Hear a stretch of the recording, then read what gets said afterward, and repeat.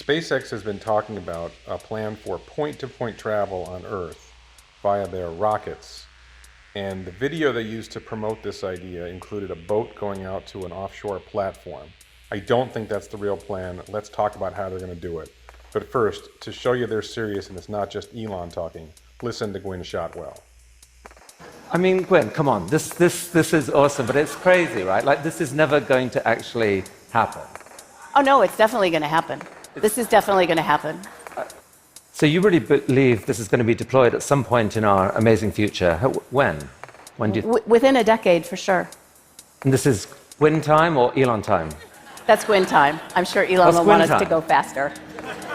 And I would love to get to see my customers in Riyadh leave in the morning and be back in time to make dinner.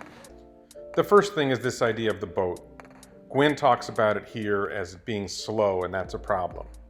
The longest part of that flight is actually the boat out and back.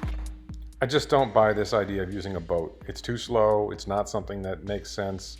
It's not something that really scales to the type of thing that Elon Musk and SpaceX would like to do. This idea of this platform, is this platform floating? Is this some sort of artificial island? So I think doing it, I don't know, 10 kilometers out from a city, maybe it's only 5 kilometers out from a city. The location of the platform being so close to shore. There's a lot of different issues here. Super heavy with 35 Raptor engines launching so close to the city. Starship even with 7 Raptors. And then coming down and cracking sonic booms so close to cities. I just don't see it happening. There's a better way. There's a better way that I believe an Elon Musk company can solve this, and I think Elon is already planning to do it. Let's find out more about it. And then one day it will connect to the hyperloop. But that's for another time. That's from one of Elon's other companies called the Boring Company, which has this big idea of building a network of tunnels underneath our cities, underneath land all over the place, and not just that, but also underwater. And these tunnels would be able to reach spaceports that are further from city centers and maybe in shared locations to reach more than one city. So here you can see a city up above and the network of tunnels below, and regular tunnels might be 100 to 200 miles an hour. Hyperloops could conceivably go 500 or 600 miles an hour, and that's what's coming. That's what Elon was talking about. This is massive and no one's talking about it. Elon specifically mentioned using Hyperloop to get to a spaceport back in 2018. And notice he mentioned 10 to 15 minutes. Hyperloop is going 500 or 600 miles an hour. That means the spaceport can be very far from city center and still work. Now, whether they're using loops for relatively closer spaceports or hyperloops for very far spaceports, this is a very big idea that will allow people to travel to the spaceports, not just from one city center, but from more than one city center to get to the same spaceport. We're going to talk more about that. Not just that, but where will these spaceports be located? Very interesting prospects of how this can be done to make it work quickly, and make it not interfere with regular life for regular people.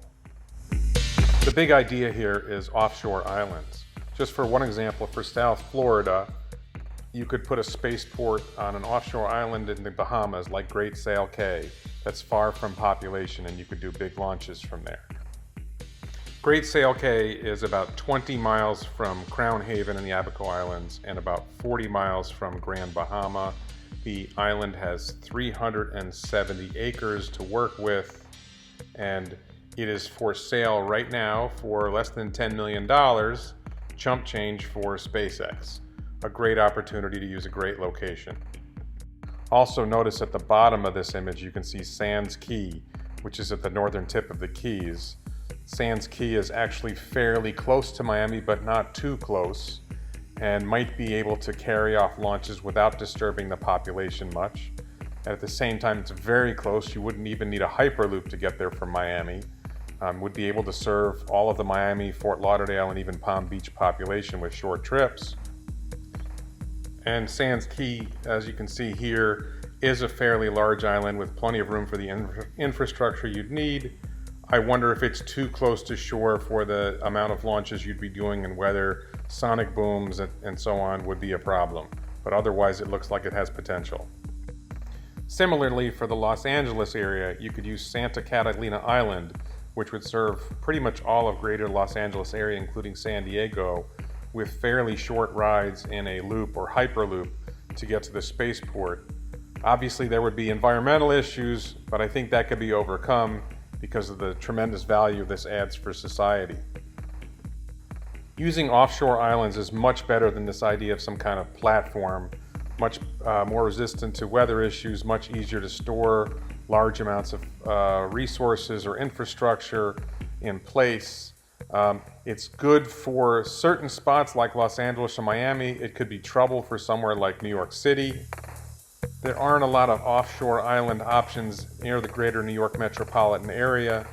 Maybe there's something further offshore, or maybe for New York you would have to create a platform.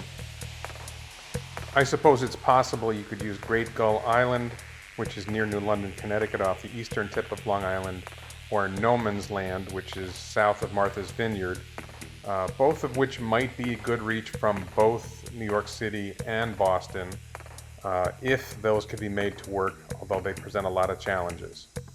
Places like Shanghai, there's definitely options. Other countries will probably be more willing to make it work. So this is definitely an option that makes a lot of sense, and using loops and hyperloops to get there would be much quicker and much more efficient and make a lot more sense. The benefit to society is huge, enabling people to travel from Los Angeles to South America, from Miami to Sao Paulo, from Miami to Tel Aviv or Moscow, from Los Angeles to Japan or other cities in Asia. Tremendous opportunities here. Think about how Gwynne Shotwell described it, being able to fly to Riyadh, conduct your business, meet with your partners and business partners, and then fly back home and make dinner that night. Amazing opportunity for society. How this is going to change the world, shrink the world, and bring us all closer together, make life more efficient, and make global travel and global exchange, global trade so much better.